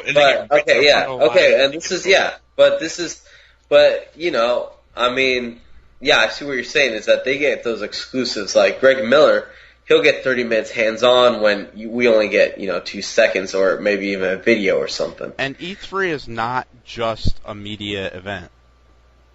I think it's not a fan event, but it's not just a media event. It's an electronic expo. He's saying what should be the definition of media? Is it that you're paid or you're just part of a website or something? Because honestly, I did not think that we'd be able to get E3 passes, and it was really sweet that we were able to. But really, I mean, come on, the state of games journalism at this point is kind of precarious anyway. Yeah, sure. Even what IGN does is pushing the bounds of what journalism is. Right. So much of the coverage just boils down to reiterating press releases and listing the features of a game and calling it a review. That's game journalism. You see a few writers who aren't like that, who actually convey an experience or can actually write well and complete sentences. But I mean, that's more the exception than the rule.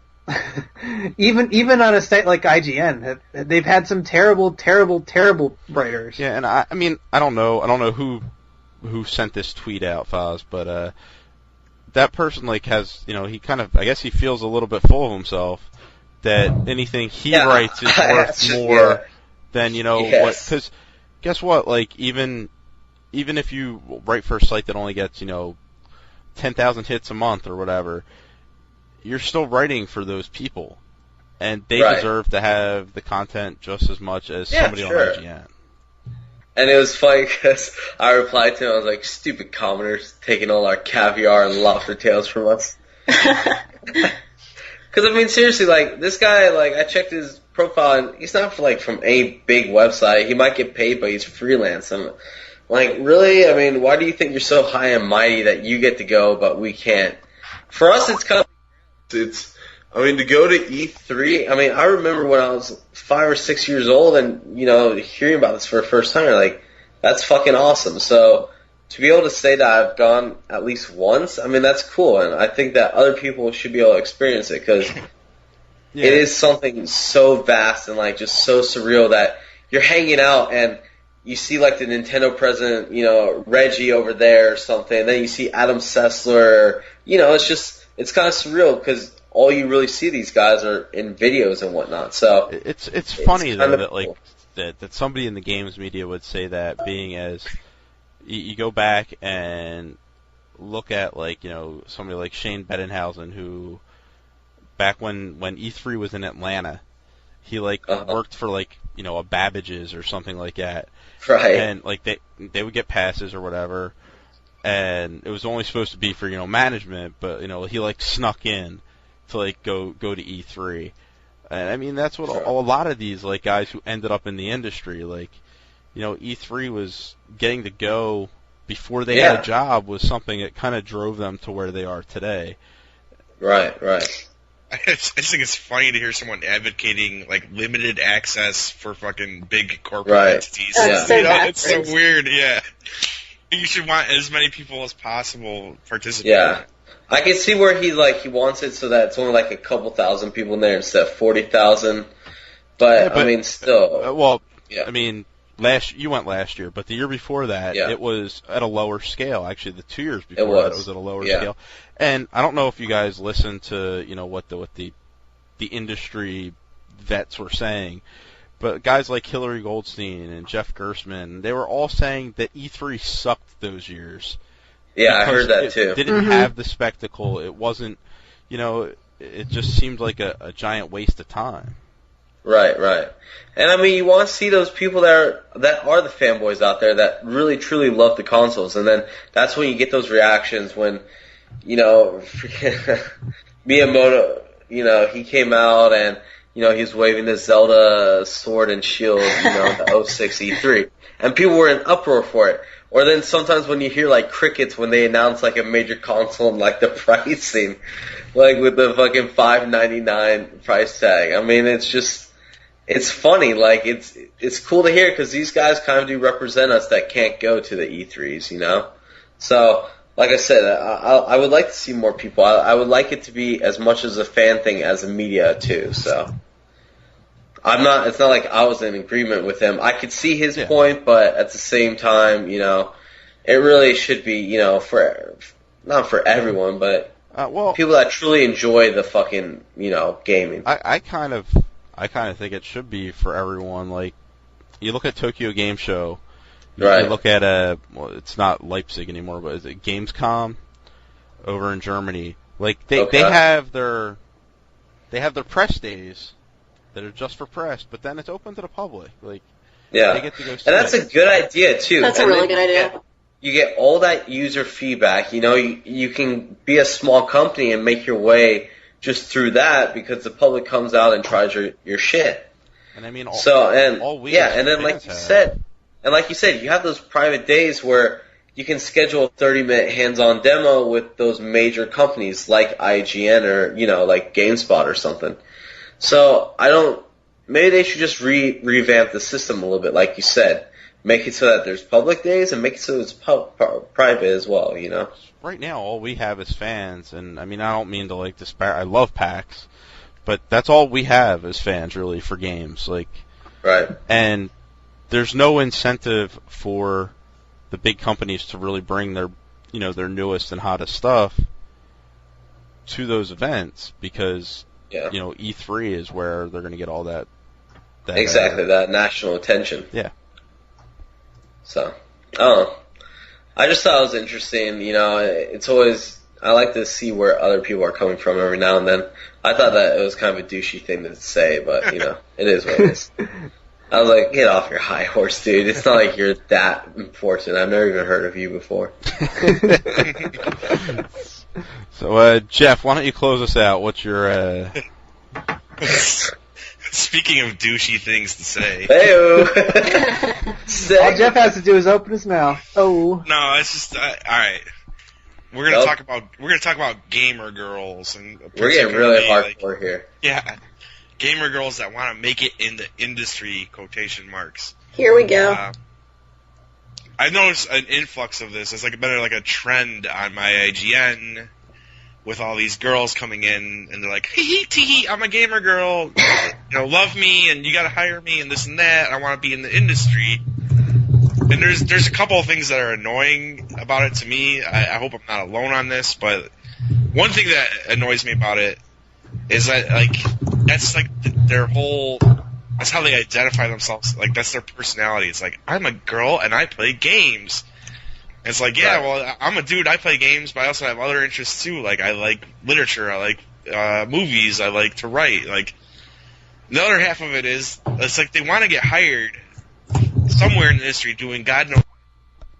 And I'm guessing it's they want to follow, the Jessica Chobot example where you look pretty in front of a camera and you're the on-camera person or whatever. It just saddens me that there's not more that are I like to write, I'm into that, I want to do that side of it, or I want to do editing, or I want to design games, or whatever, you know what I mean? It's often just, I like video games, and you should hire me, because he. Well, do you think that, IGN kind of brought that a little bit on themselves when they offered that position, they made such a big thing, you want to be on camera, or the next Jess, or something, that's how they're kind of promoting it. You know what I'm saying? They weren't they're not It's that position though. There was this kind of onslaught of No, I agree. And they feel that oh well, I'm on the blog, so I can kind of get to know them. Because in the end, there's millions of writers out there, but it's not what you know; it's who you know. So I don't know what my question is. It's just. Are they there because they think it's an easy thing to get into? Right. Are they genuinely into games?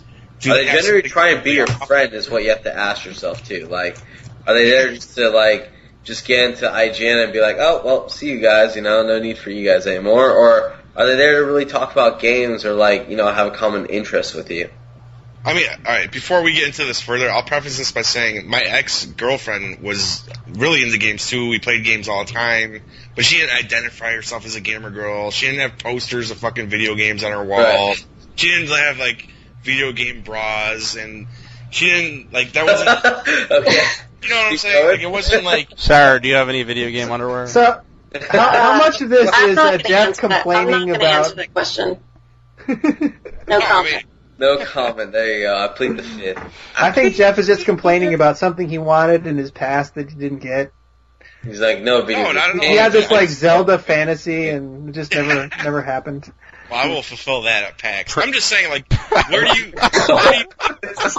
That kind of came very subtle. That's a little scary. Little Princess Peach you better not, fucking lock the doors up. I'm gonna have me some Link cosplay sex at fucking PAX. It's gonna be hot. Look, my name is Staying away from your room. Wow, yeah, you.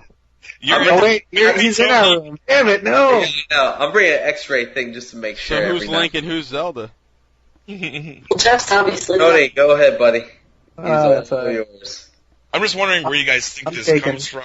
Are these girls that come on there genuine? And, what do they really think they have to offer? Are most of them there they want, an on-camera job? What...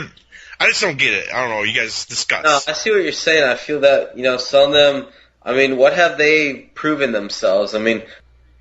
I think you have to prove you have some sort of value to a community. Like, they haven't proven that they belong in the community that they're trying to influence at this point, let alone get a job overseeing that community. Go ahead, Sarah. Since I'm the only female here. Yes, give us your 2 cents, please. Yeah, I have a theory. Now, okay. I'm going to choose my words carefully because I don't want to get beat up Is there by other something girls. Because I totally agree with you guys. What I've noticed and what I seem to think is it's like any other outlet where girls want to get attention. I feel like it's mostly an insecurity / attention whore issue, because I know a couple people that we're kind of hinting at here, no names, that mostly it's more of an ego thing. That they just like having all of these fans and followers and people loving them because, they've been in bad relationships, and, I guess it's an easy way in, because most of these girls are, I don't think a lot of them, bless you. Thank you. I don't think a lot of them are faking it. I'm pretty sure a majority of these girls actually, legitimately are into games, or else they wouldn't be able to pull it off. But I think it's mostly they're just kind of using it to their advantage because they want attention. Right. Yeah, that's what I think. It's an attention thing. I mean, they're into games and like, oh, look at this is an easy way to this is an easy job or something, to get into because I'm into games. Like, that's what I think it is. But yeah. What are you offering? Because they're like, oh, because I'm a girl, I'm rare, and to be liking this, there's, hardly any gamer girls, hee hee. So I'm gonna try and get into this just because I'm a girl and it'll be easy. But really, it's not. I mean, you still have to prove yourself one way or another, just like anyone else would. Right. And it's not rare anymore that girls play games. It's becoming common. Oh yeah. Oh, it's absolutely. Definitely more common. Absolutely. And I, whenever anyone, throw the words gamer girl around me, I always quickly correct them, like, just take the girl part out. I'm a gamer. And I try not to be, douchey about it, but I really don't like labels like that just because the whole title has garnered kind of a stigma after a while, and I don't like being identified and thrown in with that because I try my hardest not to be like that. Because I just like to play games. So you're just a gamer? What? No, I don't like this at all. I'm just going to have to stick with girl gamer. You're just going to have to accept it, young lady. Great, thanks. Fonzie has spoken. Done. I think the interesting thing about these online communities is that any idiot can get involved, and there's no like sort of qualification. So, I mean, you've got a ton of people who are completely clueless as to what the industry is actually about and what's really going on, and they're just throwing out flights of fancy. And of course, since they're all talking together, it just gets worse and worse and gets more and more built up. But I mean, I think all these gamer girls and their throng of adoring males, they're just wasting their own time. Because I mean, none of them are going to get anything out of it. Yeah. Yeah, the males are just as sad. If not sadder. Yeah. Like I think some of the males have the same problem that the girls do. I mean, they've never had female attention, and here's this attractive girl talking to me on over the webcam, Zelda. and hey, wow, yeah, it's my dream girl, yay! And Jeff, aren't you going to get a Triforce tattoo? Totally am. Jeff, you can go get it in Boston. I'll go with you. Oh, crazy, dude. Could you imagine? You should definitely get it at Boston. Oh my Jeff god. would might bleed out. Like, yeah, he'd be like, too much alcohol. It's all bloody. Probably. Can't buy a place. Oh god, that's awesome. all right. This was a good topic week. We should give each other a round of applause. Yay! Little golf clap. Little clap. All right, let's move on to listener mail. Listen up, man. On that note. Yeah. Mail. It's mail. It doesn't Why matter. is there a news line? Breaking news, we've got mail in. Alright. So, the one we got in our email box here, I see, comes from Gigawatt Conduit. Super fan. Super fan, Gigawatt Conduit. He said the question from a few weeks ago about new IPs wasn't phased right. He means to ask instead, how is THQ is doing their entire transmedia blowout for Homefront? Do you think they're jumping the gun a bit? Like, evidently there's going to be a book, a movie, etc. for Homefront. Really? I didn't know anything about that, but They really, I mean, they have a huge marketing campaign for this thing. They're probably overinvested for. I don't think it's going to sell that much. Game that nobody cares about, that no one's seen anything of. But guys, it's Homefront. It's on our home. It's like if we I'm market it interested enough, in they will it. come. I'm there. Yes. Really? You're there. You're getting You're it? there. I'm there. I'll Wow. kill the Chinese. You're Koreans. you're fucking. Those slanty-eyed peoples, we gotta kill Oh, them. that's nice. I enjoy when In Asia, they're gone now. That's bad. Sorry, Asian friends of ours. Down. Japanese, Vietnamese. aren't you technically kind of over near Asia, Fozzie? I Yeah. am an Asian. What can I say? It's my. Well, then it's okay if you make fun of them, because you're Asian too. That is true. I allow it. So. Fozzie's Make the fun of whitest Asian Asian on the bastards. planet. Ozzy is eyes wide shut. Eyes wide shut. That pretty much best describes me. With Homefront, I mean, if Homefront is good, I'll buy it. It's not. Done. But if it's not, No. then you've wasted all of your money on all Yeah. these extra things. You And- blew it. But I mean, THQ is a And fringe you developer blew as it is, or publisher, I should say. They're putting all their eggs in a basket that might not be very well made. Right. I mean, when EA did it with Dead Space, I mean, you could definitely say there was a risk to it because nobody really knew what Dead Space was going to be. Right. But EA also has a shit ton of money behind them. So. And they did do the same thing with Dead Space. Like, Yeah. I was just thinking that, and it paid off because It Dead paid Space off was so great. well. Right. I love when games do extra marketing and all the crazy side Yeah, projects but with it. I love it. It's good for games that you think are going to be underrated. I think THQ, if I was THQ, I would throw an insane amount of money into Saints Row 3. I think people underestimate how much that series makes. That game money. is fun. Yeah, It's it's fun, really yeah. fun. Outsiders. What? Darksiders is great. Yeah. I think Saints Row is an established franchise at this point that they should really be pouring money into. Yeah, I'd have to agree with Jeff. Oh. Dude, they're perennial bestsellers. Saints I Row hate 2, I those still games. sell multiple copies of that a day. I hate them. I enjoy them. They're fun.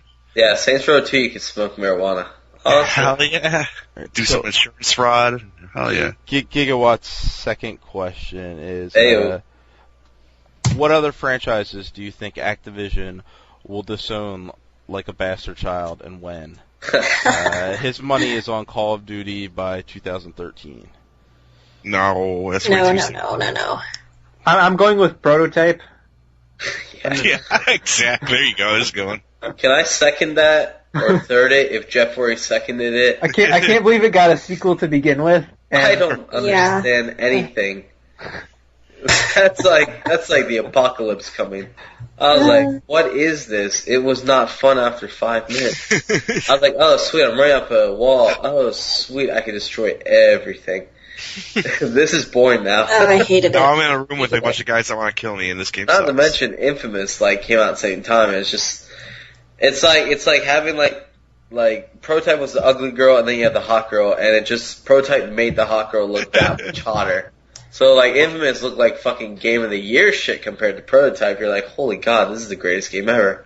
That was a really good analogy. I mean, if the ugly girl was put in bed, then you might have some competition. Well, too bad Prototype doesn't suck. Yeah. Yeah, it doesn't this do one it. unfortunately cuts things off of you.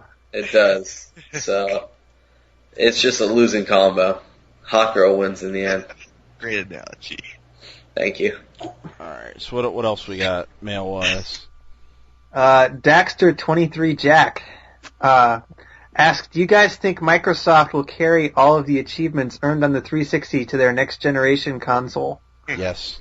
Oh, yeah. Yes, I think that's a definite. I think people are sold on that. Achievements, definitely.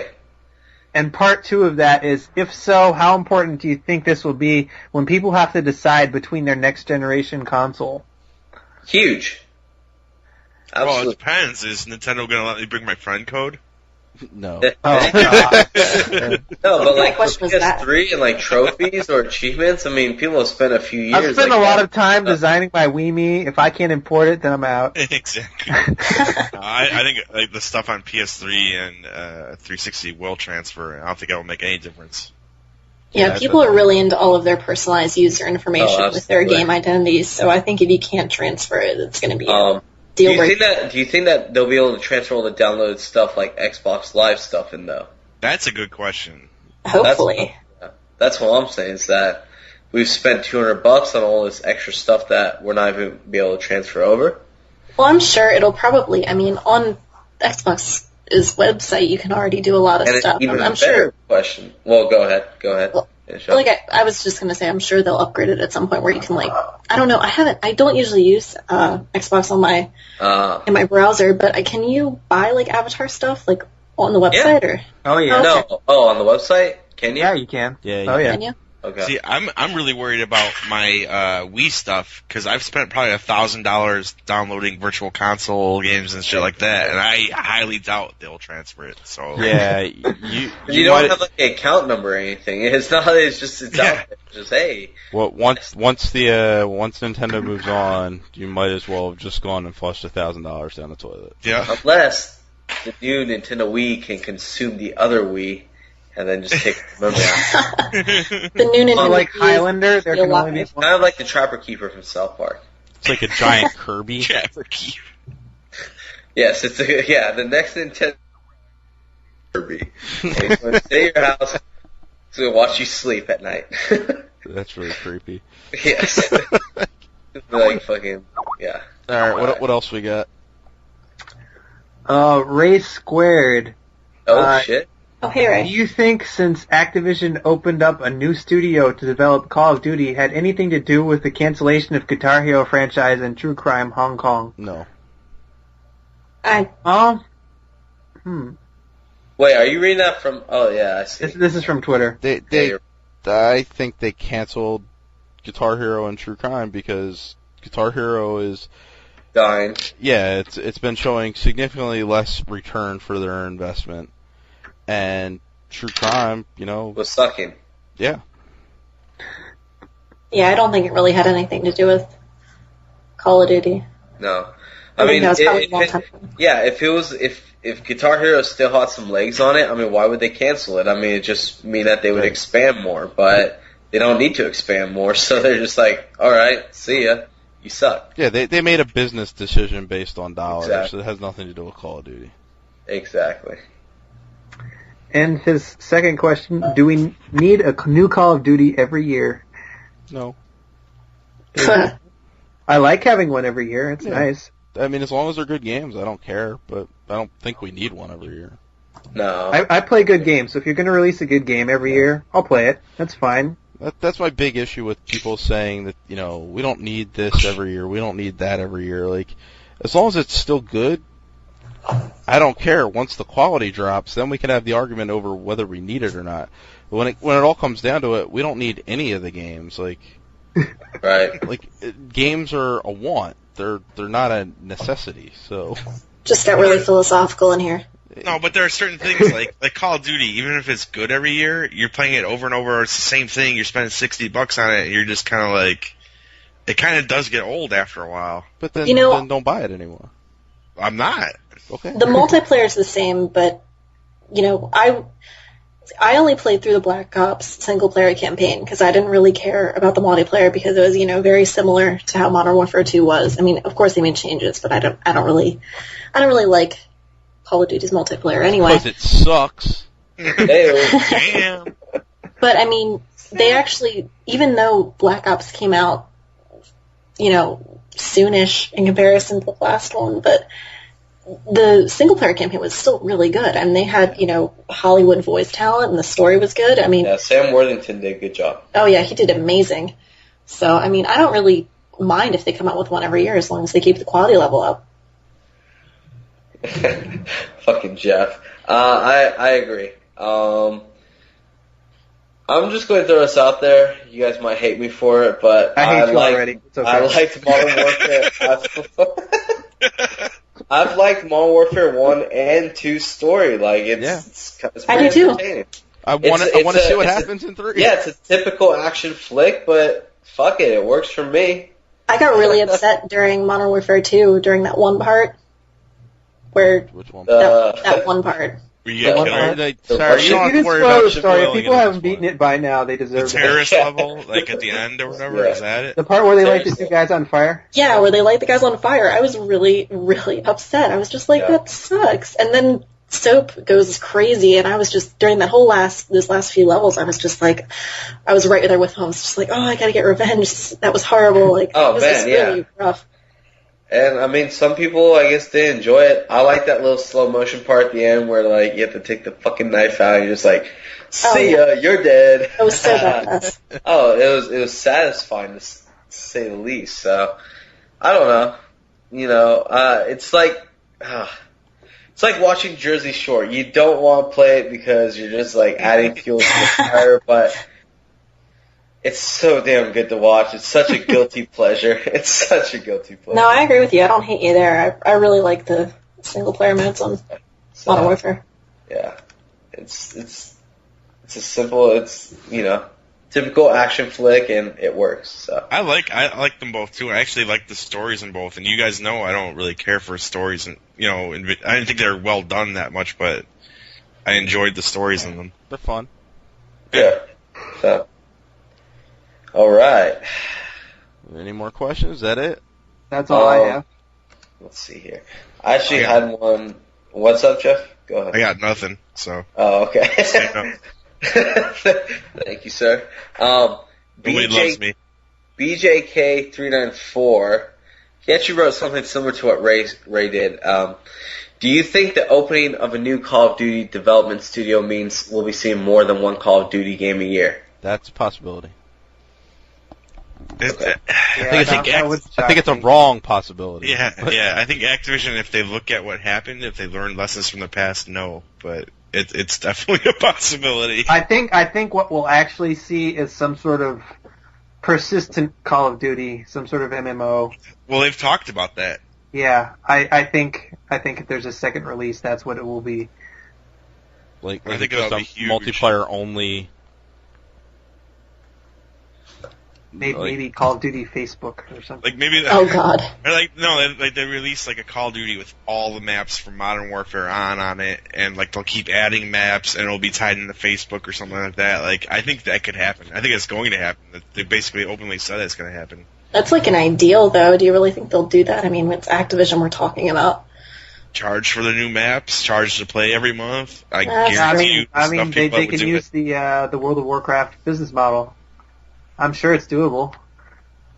There would be people, like, even people that don't, would you never think would do that, will do that for Call of Duty. You talk about the people who buy Madden every year, and that's all they buy. There are people who do the same thing. Call of Duty, and those people will subscribe. I have one friend who plays nothing but Black Ops, and I see him on every day. Yeah. I work at a restaurant, and literally every cook at that restaurant, like none of them are real gamers, all of them play Call of Duty together. That's like the only thing they play. It's ridiculous. Sure. Absolutely. Fucking X. Play a real game like Halo. Or like Epic Mickey. Hell yeah. Oh. I'm going to spray some paint thinner on you. That just sounded like a death threat.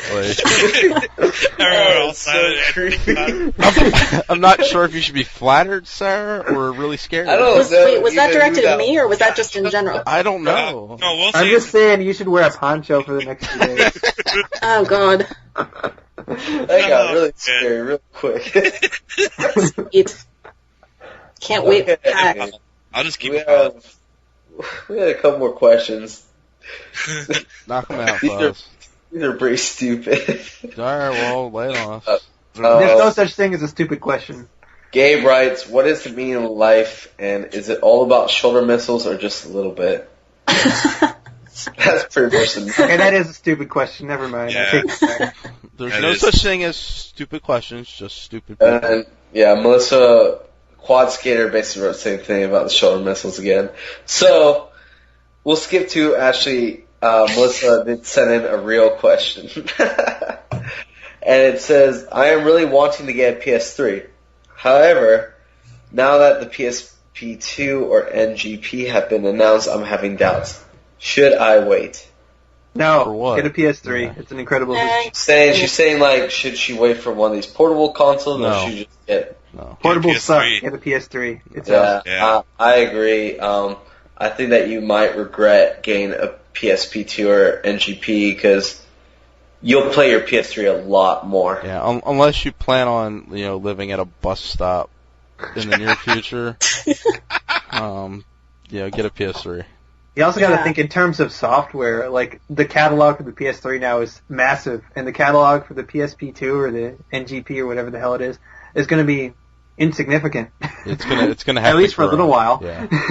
Yeah, I'd say if you're going to get the quote-unquote NGP, I hate calling it that, I'd wait just because, it could be buggy at first. Yeah. And we'll also be And not to overpriced. mention, yeah, I mean, Always get the second iteration of Yeah. the hardware. Yeah. And always round out your home consoles first before you move on to that Exactly. shit. Fredo. okay. I have one more. Again, they're a pretty stupid one, but this one's actually for Mushroom. Who was that? Question from Anonymous. On a scale of 1 to 10, just how amazingly attractive is Tony? I have no idea what Obviously, he it's looks 10. like. Obviously. What? Obviously. No, not that Tony. Fucking LaBeef from goddamn Tiny Wait, Chat. Oh, No. This question has to be about me because it came to our okay. podcast. Wait, did you say that was from mushrooms? Because that wasn't me. No, Oh, that was for you from Anonymous. Oh. And he was asking, I don't know who this anonymous source is, but he was asking how, on a scale of 1 to 10, how attractive is Tony? wait, who? Well, Alright, you I can't answer that because they're not specifying which Tony. Well, and obviously, as the only Tony here, I mean, it must be me, right? But I I mean, mean, that's- And I'm a clear 10 out of 10, so... I don't, I mean, You have a question mark above your head, dude. yeah, I don't know what you look like, so I can't really give an accurate reading. Sorry, Tony, you should put Shia LaBeouf, she might have understood, but... Of course, you didn't, Fozzie looks so- like a I don't dog. think a camera can actually capture the essence of Tony. That's why I don't have a picture. That's what God it damn is. it, Tony, we're not even talking about you, ego bastard. I think if I walk past Napo in Logan Airport, I would know. I could be sitting next to him on the flight. I would know. I would know what no that man idea. looks like. That is true. I don't know if you guys have ever seen a picture of him. I have. I've had the honor. I'm I mean, you I'm posted one driving on to your the blog, Boston. right? Did I? Was that you? No, maybe that was Bees. Maybe. I want to see. I'm driving You to the and Bees, Boston, you so... guys are like. That's right. Oh yeah, you guys are driving. Everyone's driving in Boston. That's I'm Yeah. driving with Fozzie. Except That's Jeff. gonna be ridiculous. It's gonna be hilarious. Dude, that's like a bad omen now for me. I'm scared as fuck. I'll take a bus to my house. I'll drive you. There you go, I was Oh. looking in the train options. Like, there's no trains. dude. to Boston. Take a train. We have no What? freaking infrastructure in this country. Is there a train to Philly? Yeah, there is. I Yeah. think. But you already Take paid a train for... to Philly. you already- Trains are I'm committed to flying. yeah, now. you're now flying. I hate you all. Sorry. Enjoy being molested. Enjoy being Enjoy taking off your shoes and going through that like air duster thing. It's fucking weird as hell. It like blows air at you. Like, oh, you don't have any weapons. Move ahead. See, I haven't flown since any of that stuff started. Oh my god, yeah, you haven't been there since like 01. It's I so don't care about that stuff though. Jeff's gonna request a strip search. Seriously, dude, and when you go on the plane, do not bring anything more than 3 ounces or they will throw that shit away. That's why I'm Even gonna check if it is the like bags. $50 cologne. I'm gonna I've check lost, the yeah, bags. I'm gonna I've lost a lot of $50 cologne bottles. My Yeah. bags are gonna just be filled with like t-shirts and booze. I'm going Boston. There's a liquor store right by the hotel, dude. Yeah, I'm going shopping once we get there. Or like that? Okay. Yeah, dude, we picked the hotel right, dude. It's on. So, all right, that's about it. Yeah, I think that about wraps it Wait, up. there's a podcast too? Yeah, well, I was even recording. Sarah, it's been a pleasure. Oh, thanks for having me on. I had fun. thanks for coming along, sir. Come back on sometime. Give us a little estrogen. Sure, no problem. Somebody's got to bounce out Jeff. Yeah. He's too masculine. So you'll be at PAX, right? Oh, yeah, definitely. She might have actually a podcast coming up though. She's been talking to a couple other people, so Yeah, maybe. Keep a lookout for that. Yeah, it's in the works. no, Yeah, I'll actually for her. Yeah, I'll actually be arriving to PAX with Fozzie. We're road tripping with 2 other guys. Oh, you're on it too. That's right. They're gonna pick you up. Hell yeah. It's going to be ridiculous. You guys are nuts. Well, Fozzie, you got to bring her to the party on Thursday night, then. Yeah, she's coming. Yeah. We're all coming. All I know is Dr. Faz, you better be checked in by the Dr. Fit. Oh, I hope so, dude. Dr. Fiazzi might be, he's going to try his Dr. Best to get there. Stat. Well, Jeff, I mean, if you have to, you can hang out in our room until Fozzie gets there. Alright. That'll work. I would like to meet Jeff drunk anyways. I think that's the proper way of meeting him. I guarantee you I'll be lit after the flight. Have you guys met yet? I've met Chris, but I have not met Jeff or Tony. But, yeah, should be fun. Like, cartoon hearts are going to be coming out of your head. It's going to be awesome. They already are. I'm very excited. Very excited. Month away. Yeah. Lots of fun to be had. Lots of fun. Oh man, this is my first trip in years, so I'm excited. You better get your liver prepared. It is. Excellent. As prepared as it'll ever be, but I mean, I'm not even there to play the games or do any of that shit. I just want to hang out and fucking Just drink. party. Yeah, dude. We're going to party all fucking day and night. Sweet. Okay. I'm gonna die then. That's what. Tony, yeah. Tony, you have no responsibilities at vacation, so we are getting drunk and we are going to It's get gonna be funny. Oh, man. Excellent. I just got to be able to drive on Sunday, so. Yay. All right. Well, thanks for listening. Join us up next week. Well, see you later. It's like, I don't even know how to end this show. It's been a fucking clusterfuck. You need to have, like, basketball goodbyes, too. Have fun editing. Yeah, I will. Oh, my Jeff, God. sing your little basketball ditty. Leave me now. You take away the The biggest part of me. I think she wanted me to do do. Yeah, I did. Oh. Okay. Go ahead. That's all I got.